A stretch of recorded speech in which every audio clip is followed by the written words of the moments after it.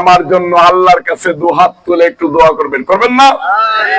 আমি আপনাদের কাছে দোয়া চাইলাম,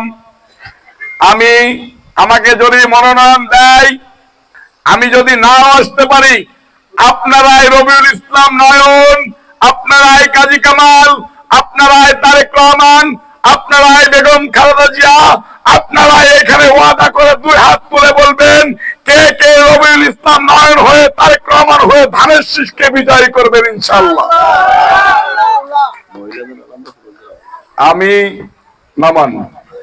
আমি আমার মা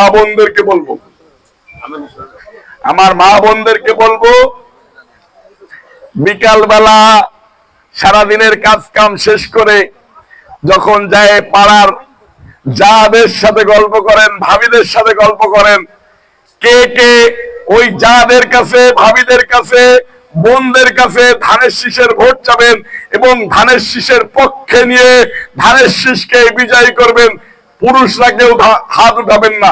আমার মা বোনরা কালকে থেকে কে কে মাঠে নামবে আমি দেখতে চাই। দাঁড়ায় দেখান তো, দাঁড়ায় দেখান।